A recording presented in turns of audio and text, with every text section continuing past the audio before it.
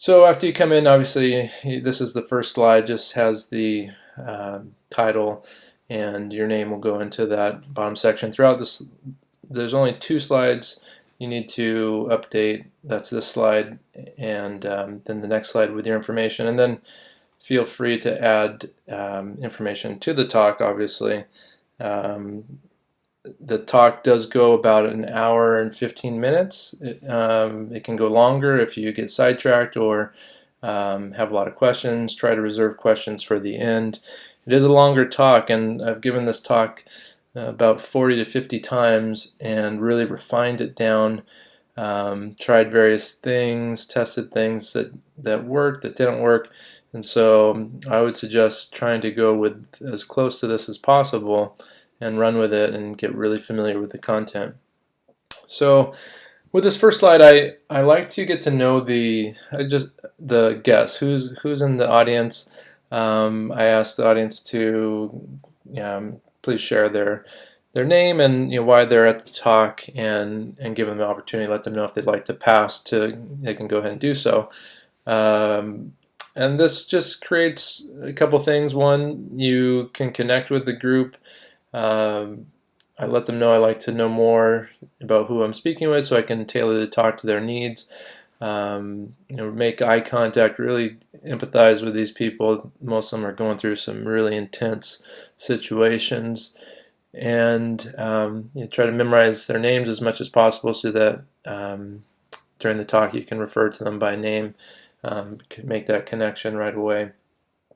And it also shows everyone that they're not alone, that there's a lot of people going through very similar situations. Next slide is obviously your information. Customize this with what you want to have there. I just have a couple things here. I do have at the bottom there, and I go into this and watch the video of me giving the presentation, but I just highlight the difference in approach, the difference in philosophy.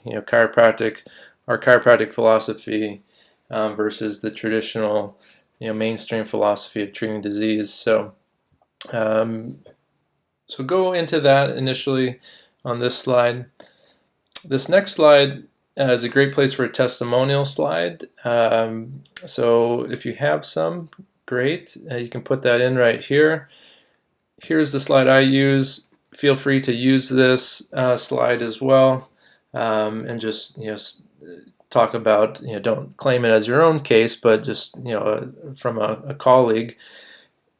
And I use this one because just to create awareness and to create, just kind of interrupt the belief systems of the crowd. Sometimes you'll have people in the crowd with, husbands that attend with their arms folded, not really wanting to be there. And I use this slide to just create some awareness of possibilities. And just a little background on this case. This girl came into the office and was only had a few words at a time, no sentences, very little language, and the very first adjustment, I adjusted her upper neck, and her eyes lit up. She popped off the table and she said, "Happy," and her parents just looked at each other like, "Oh my gosh, what just happened?" And a few weeks later, I found this testimonial on a website. Actually, I think it was just a month, a few weeks, and it was a lot longer than this too. But I forgot that the child wasn't speaking when she first came in very much, because after that she just started really speaking pretty well, just going into 3, 4, 5-word sentences, and doing better and better in school and in every function. So feel free to use this slide, and as you get more testimonials, as I know you will due to this program, feel free to insert yours here. This is the different books and articles that the presentation came from. So I have this slide here to let people know that everything that we're going to be discussing is fully referenced and backed by scientific information. That way it's just, not my or your opinion, but the opinion of experts and scientific journals. This slide just goes into, what's talking about what's going on, with this huge epidemic, why, and then most importantly, what's next. The next couple slides go into the rise in autism and ADHD and all these various statistics. So go through them, work on the timing, memorize these statistics. This is from a study, and I use this just to show in a very gentle way, that we're setting kids up for addiction later on in life. So, we don't want to make anybody wrong for their choices. A lot of the parents will be giving their children medication, but I use this as just a gentle reminder, and they already know that. So they're there for a reason. They want to not be doing these things. So just touch on it lightly. Don't have to give people major guilt trips with it. So just really highlighting, this huge epidemic and neurodevelopmental issues going on. And then this, I talk about just being really what the problem is. We just have a sick society and sick children. That's the really the crux of the matter. This next slide is designed to kind of talk about what's going on with this neurodevelopmental epidemic. And the slide on the bottom left there, or the graphic. Look, there was a study out of, I think, the University of Florida, and they found that we keep looking for these genes, these autism genes and ADHD genes, and they're really not been successful. So I use that there and this slide just to kind of describe that what's going on is all kind of under one umbrella. Doesn't need to be divided into all these different labels.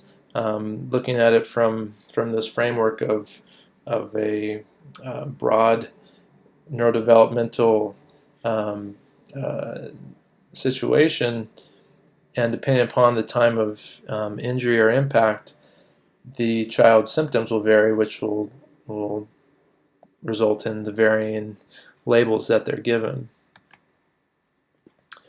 So now we go into this next couple slides. This is designed to get people thinking about how things work, just cause and effect, right?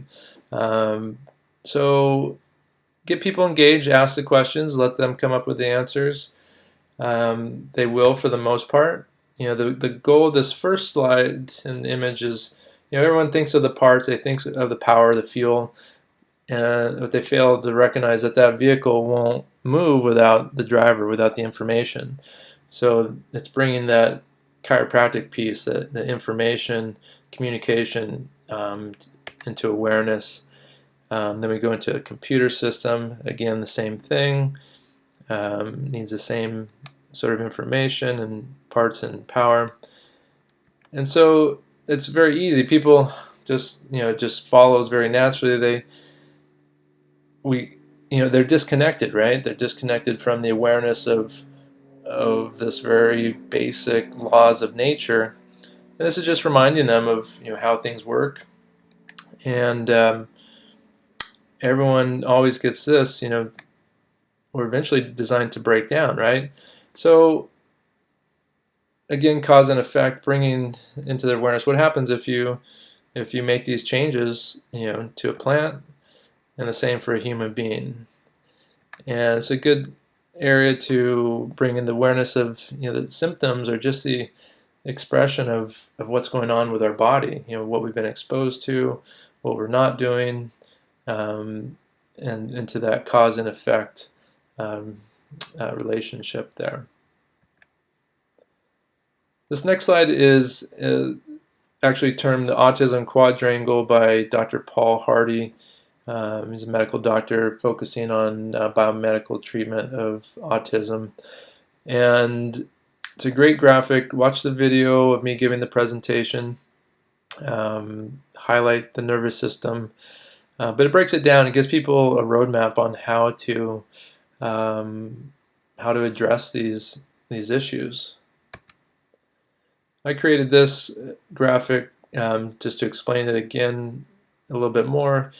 Basically, we have a situation where there are individuals who have a genetic predisposition, or perhaps it's been created by the environmental toxins exposure, leading the situation leading to people with microbiome depletion caused by multiple triggers, C-section antibiotics, Tylenol, inability to breastfeed, hypersympathetic response, and that's obviously the area where we come in. So you want to just foreshadow that at that point, all that leads to a leaky gut, which then leads to this cascade, which eventually leads to leaky brain and all these nutritional deficiencies and toxicities. This area can be pretty heavy between the previous slide and this slide, and so you just want to be aware of that. This is new information for a lot of people. It's also kind of daunting and sounds pretty bad, which it is. So you want to acknowledge that. However, the next couple slides is where it shifts, and that's where we start going into what's next. I ask the question, where does health come from, and emphasize, this is how we move forward.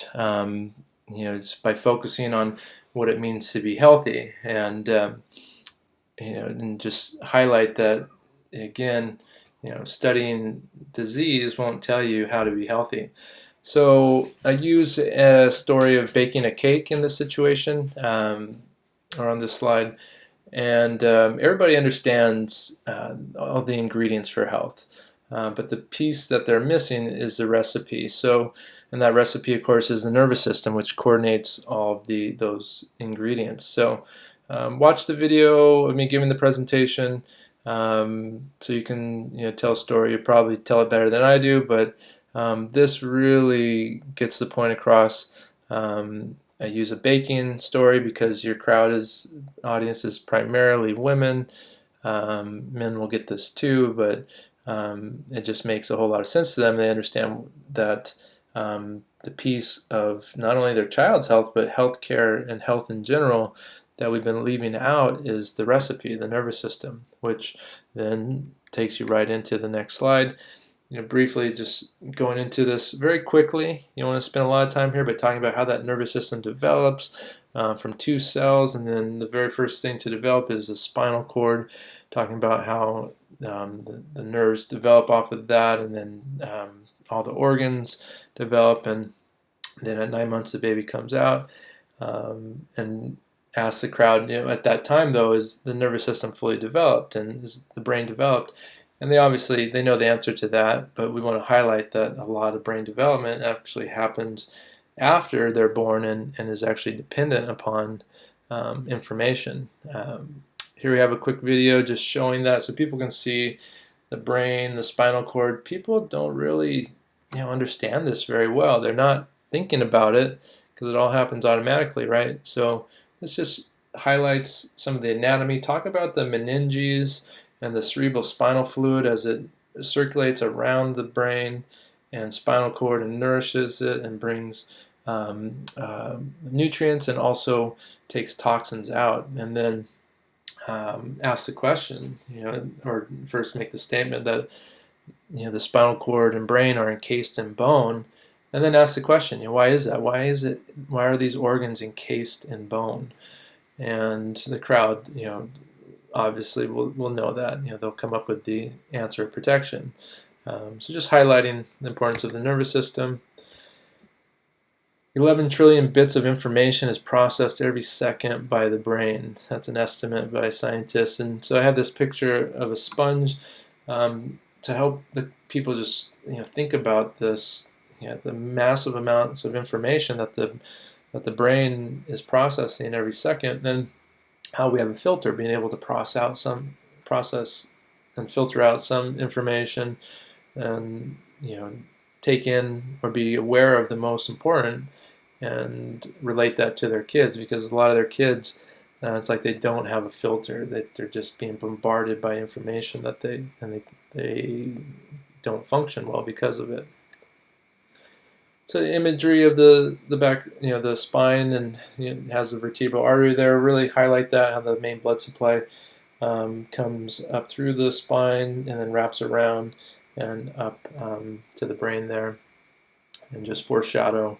We'll be coming back to more about that later.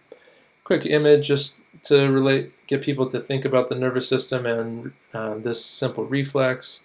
Highlight that it's a very simple test. And then a nice segue into the autonomic nervous system. Watch the video that I gave, where I go into this and really highlight the difference between the fight, flight, and freeze state of the sympathetic nervous system and the resting, healing, digesting, and development side, and get them thinking about what that means to perhaps be living. Make sure you're asking questions. Ask questions such as, what do you think it would be like to be living your entire life in this fight or flight state, in this physiology? How do you think that might affect the body? What do you think might happen to the brain? Do you think the brain is going to develop in an appropriate manner if the body's in this constant state of fight or flight? You go into sensory integration, talking about all this information, how this information comes in, that it's processed at the brainstem level, and then goes over to the cerebellum, and then to other parts of the brain, which the brain then responds, and really then highlight the proprioceptive system, talk to them about what that is, demonstrate, stand on one foot, and close your eyes and touch your nose. Just get them connected to that proprioceptive system, and the fact that that's the only system that doesn't turn off, that's constantly running, and that information primarily comes from the spine and especially the upper neck. It's a good place to break up the information with a testimonial slide or a case, just to break up all that fast-paced, very scientific information and bring it back to how this is applicable. So good place for a testimonial slide. This is a really great graphic. It's a pyramid of learning. Really go into this, and talk about looking at the foundation there at the very bottom. In order for that brain to develop, it has to meet these various stages of development. And then right there at the very bottom, there's proprioception, which is one of the pillars there. So watch the video of me going over this, but really then kind of helping people see that that their children may have skipped stages, or they're stuck at certain stages, and it really helps parents connect with why their children are not developing, or why they're at a particular level there. And then this graphic's designed to get people thinking about, where's the disconnect and where's the problem, and focusing in, the majority of autism and ADHD and neurodevelopmental research is all focused on the brain as the problem. But here we have this graphic designed to show that, well, if we're getting all the, if the organ systems, the sensory systems are working great, and all that information comes into the brain, then everything should be working great and have a healthy response. But bring people to the awareness of what might happen if the information is not coming in. What if the information is being distorted as it gets to the brain? How's that going to change the response? So watch the video of me, discussing that section. And that then segues into this article from the LA Times. The answer to the question, ask the audience, what do they think? Some are going to say too wired, some are going to say not enough, some might say both, and that's really what they found. There's lots of studies finding conflicting information, and really it makes sense. And then this next slide goes into why, and if individuals are having different sensory information getting to their brain, different parts, then that's going to change the way the brain works in each individual, and everybody's going to have different different brain structures, different brain connectivity. So this is where we talk about disafferentation. Don't go majorly into it. It's a big word. I say it's a big word for a sensory an imbalance of sensory information getting into the brain. So all this sensory information, going to the brain, being distorted or interfered with. And then neuroplasticity. You ask how many people have heard of that. Chances are some of the individuals will. Not very many though. And then after, we talk about neuro means nervous system, plasticity meaning plastic. It's the concept that the brain is constantly changing itself. And you can give a little story about how that applies. Watch the video of me going over it as well, and then briefly mention this book, which segues into a quick video, which is designed to give some social proof. It's from a news network, so there's validity given to it. We're not going to watch it right here. I'm just going to skip through it, but that's a great video to then segue into this next slide. And what I say about the concept of neuroplasticity, it's a message of hope, and that's what they're all looking for. And the hope is that the brain is constantly changing itself and constantly striving to function optimally. So, and that it will change itself based upon the information it receives.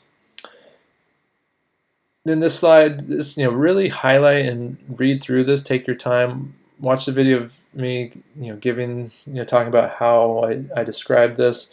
But this is pretty huge. And talking, if the brain doesn't get the proper information and develop the proper reflexes, much of which is controlled, by the spine or influenced by the spine, then that's going to have major implications later on in life. So then come to, again, what's next. And this slide, it takes a village. I have in all my talks to highlight the point that we're not suggesting that chiropractic is going to take care of all their problems and take care of all the children's issues, that these are indeed complex situations that require multiple providers and multiple approaches, and everybody understands this. They've been going through this for a long time. They're seeing lots of providers.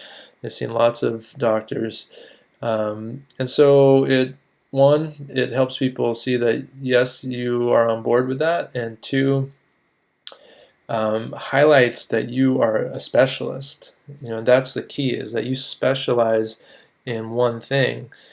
And so then we transition into this next slide, just to talk about and ask the question, okay, if these are the problems going on, what makes sense? What should we do? So the answer is, that you're going to get are, well, we should improve the gut health and improve the nervous system. And the same here. Just don't take long on this. It's just to bring the awareness back to the nervous system, really, and highlighting that these are the different areas to look into in helping their children. This is something I created to help people understand just the kind of a hierarchy of needs. And I have it in a circle, and I explain to them that it's a continuum. Sometimes you'll be jumping around on this, but at the very top we have the information. Going back to the beginning, talking about the information, talking about the nervous system, making sure that the nervous system is functioning optimally. And in the middle is time, because this process takes a lot of time, a lot of healing needs to happen. Talking about emotional support for the entire family and rest and self-care. That's designed, one, because it's absolutely true. People are going to relate. You're going to see a lot of nodding and a lot of very tired mothers for the most part, but individuals that are not taking care of themselves. And it's an opportunity to bring them to the awareness that they should be getting checked too. We're not going to talk about that yet, but just kind of bringing that into awareness there. And then you can go in briefly through these areas. The power and fuel, obviously, taking out the wrong foods, adding the right foods, adding some basic things such as fish oil is a good idea and things like that. Digestion, focusing on healing and sealing that gut. Letting people know, and I didn't mention this yet in this discussion, but in the beginning, let them know that this is a lot of information in this workshop, and what you found is that the best, people are gonna remember a lot of it, but they're gonna forget a lot, and there's also a lot more that needs to be shared. So you've developed a series of emails that they're going to get in their inbox with more information, more resources, a lot of the book recommendations, and that they'll be getting that in their inbox. So it does a couple of things. One, they know that it's going to be coming, and two, those emails are going to stay in front of them. So if they don't schedule an exam, it's going to make it much more likely that they will eventually schedule when the time is right for them. So this is another time to highlight that they'll be receiving this slide and more of that information in their email. So after digestion, once those things, nervous system, the power and fuel and digestion have been addressed, then the body can begin to repair the cells, organs, and systems, in a more appropriate or in a better manner. And then I have excretion here. I just mentioned this because a lot of people, everybody wants to detox, and if they focus on detox first without having all these other things in place, then we know that can just make somebody more sick, especially a child whose digestive tract and colon aren't working very well. So just bringing that awareness into place. And then on this next one, movement behavior, that's really there to talk about and just mention it. You don't have to go majorly into it because you don't want to turn people off, but one of the major therapies that most of the children are receiving is ABA, applied behavior.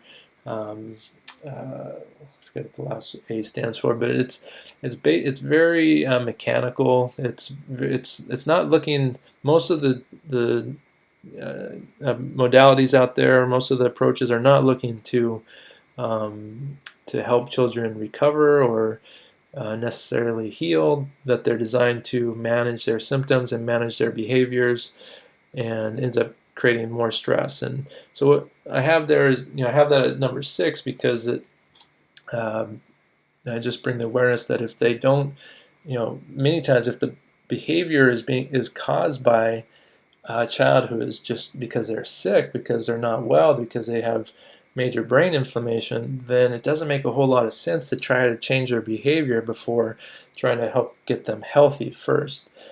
So that's why it's in there. Again, don't take too long on this. Just to highlight some of the areas that they need to address, and also put the major focus on getting that nervous system functioning optimally, which is why we segue then right into what we do. Again, where's the disconnect?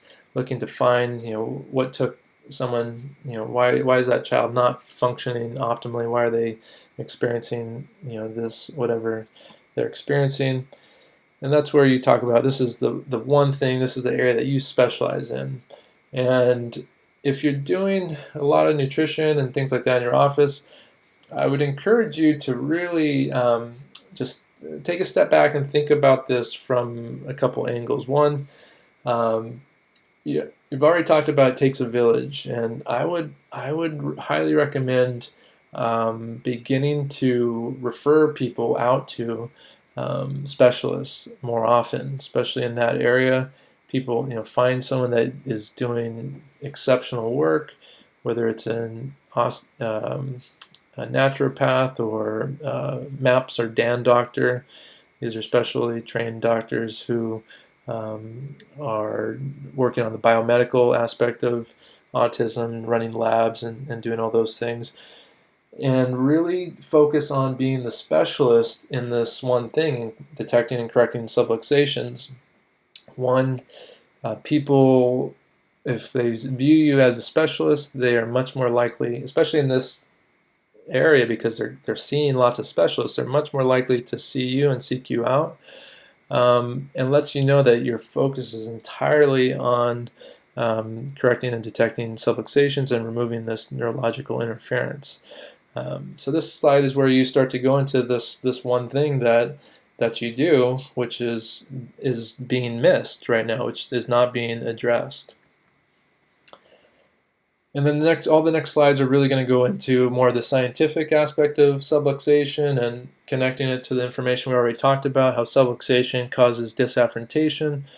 These negative neuroplastic changes in the brain can impact the brainstem and/or brain blood flow, the cerebrospinal fluid flow, and cause tension in the spinal cord itself. And so then we dive into the actual studies that support that. So, go through, make sure to read the studies, to be as familiar with the information as possible. Takes a lot of time and effort, but the more command you have of the content, the more certain you're going to come across, and more likely people are going to really believe what you're sharing with them.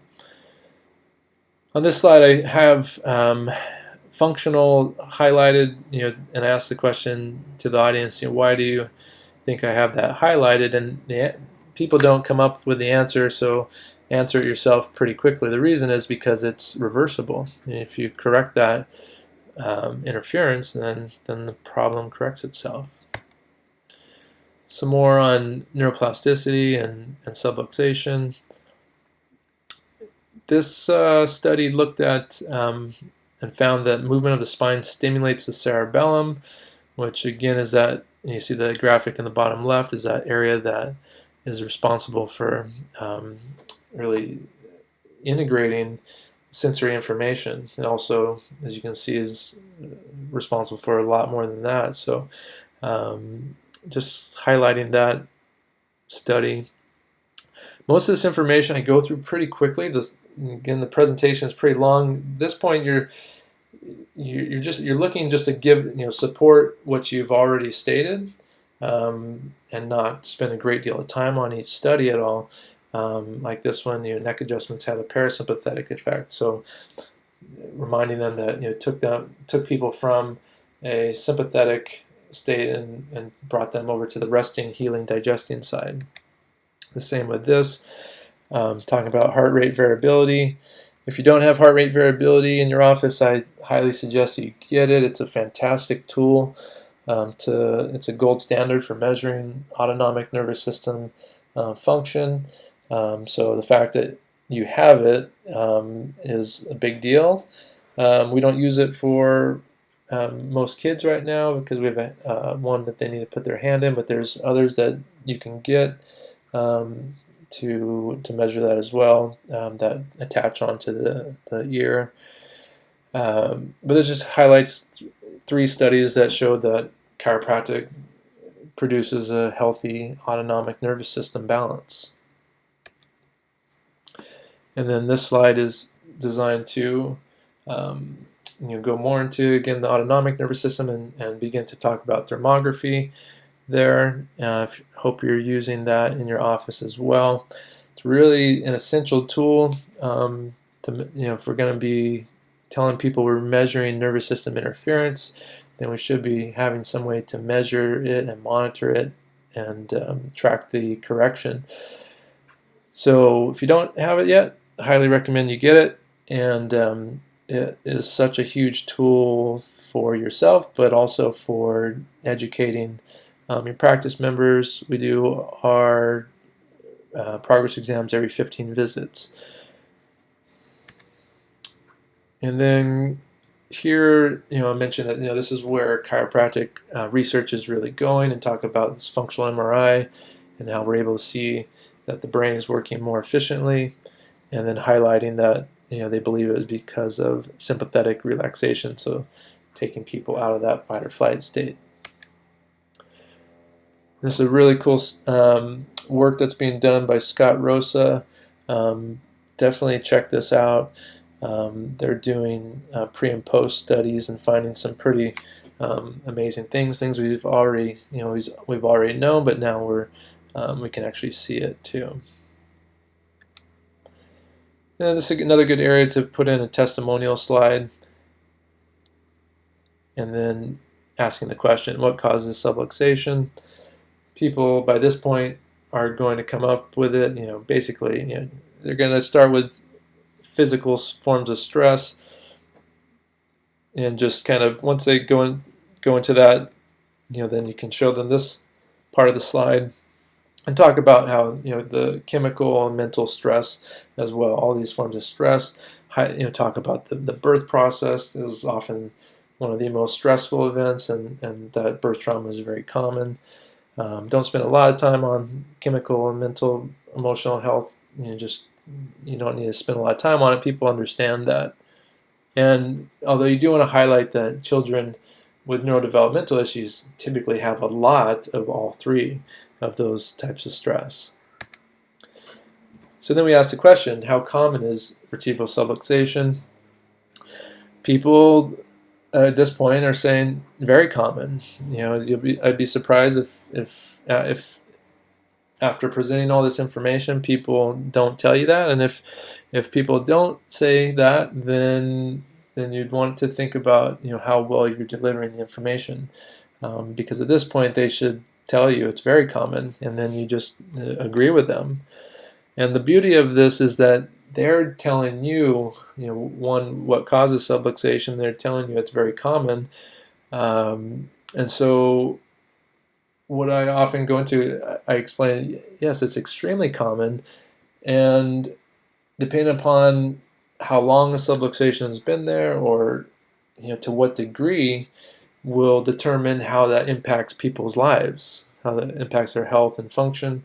And so, really chiropractic basically discovered that subluxations, exist 121 years ago, and that they negatively impact nervous system function, health, and well-being, and that we discovered a way to basically reset that and to allow people to live more optimal life expression. So then on these next two slides, we go into some of the very limited information we actually have on this topic. It's unfortunate that we don't have more data, but it's enough here to show your audience and highlight that problems are happening at birth, and really highlight that. So talking more about birth trauma, and then KISS syndrome is kinetic imbalance and suboccipital strain, I believe is what it stands for. And I have this here, one, to give subluxation more backing, but also highlight that chiropractors have been talking about this 121 years ago, and this German medical doctor is calling it KISS syndrome, when in fact he's really talking about subluxation. However, here are some of the things that he's found, again highlighting that how stressful delivery process is and some of the risk factors there. And then this slide is there to highlight that cesarean sections are not less stressful. A lot of people think they're less stressful. And then read this quote and ask the question, ask people in the audience, why do you think that this trauma escapes diagnosis? And eventually someone's going to say, because nobody's looking, which is the absolute truth. Nobody's looking. Relate to them some of the common signs of subluxation of birth trauma: colicky baby, failure to breastfeed, neck stuck off to one side, favoring one breast versus the other, ear infections, all these things. So, and by that point, most of the families will be, nodding their heads because a lot of them have this very similar, these experiences. So then we're getting close to the end of the presentation here, and so I want to, and I tell the audience, I have this slide in all of my presentations because the last thing I want you to do is believe that chiropractic is a treatment for autism or treatment for ADHD or treatment for OCD. What this review of the literature found is that they're looking at people with no symptoms, people with no conditions that were in the chiropractic setting for what's known as wellness care, for wellness checkups, and they found that there are all these improvements across all these multiple areas, and then go ahead and mention and read some of them, and then ask the question, ask them, so if chiropractic's not looking to treat any conditions, yet we're seeing all of these side benefits, all these improvements, and all these various functions, what's happening? Why is this happening? And someone will say, well, it's because you're improving the function of the nervous system. So you really want to ask questions, use the Socratic method, let them come up with the answers versus you telling them throughout the presentation. And this is a good place for some pre and post scans from your office. If you don't have any that you have readily available, you can go ahead and use what I provided here on the next couple slides, along with Hector's story and some of his information, which was highlighted in ICPA's Pathways to Family Wellness magazine, with the link right down here.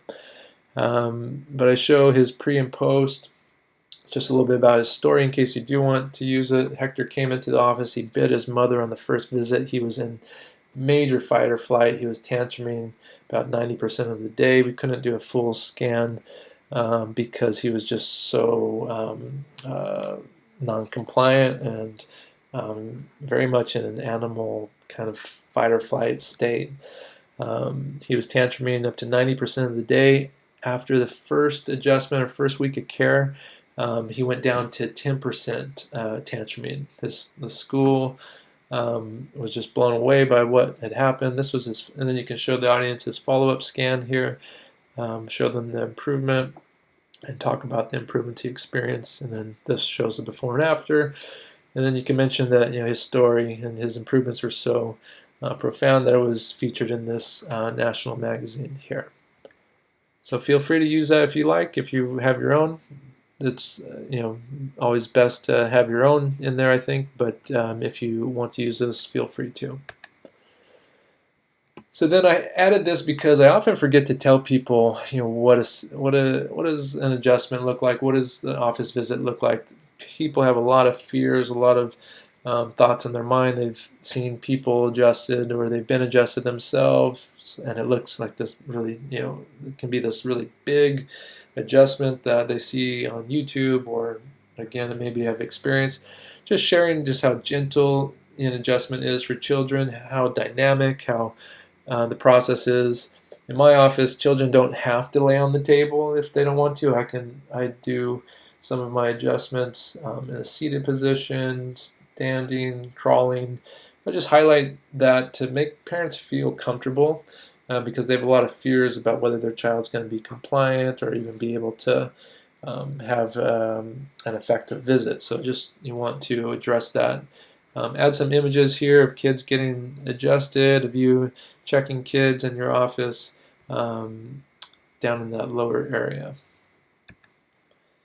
And then this is the last slide. So I use a testimonial video from my office, which just really has, it really closes the presentation, brings it back to just the fantastic changes seen through chiropractic care, and then end it with an emotional story of your own testimonial, or just your purpose for why you're doing what you're doing, why you put on these presentations, and then an offer to come in and get checked, and not just for themselves but for their entire families. Really stress that that the entire family unit is under a great deal of stress, and how it would, everyone really should be checked. In my office, you can do this however you feel comfortable. In my office, we offer the first visit at a discounted rate if they come to our talk,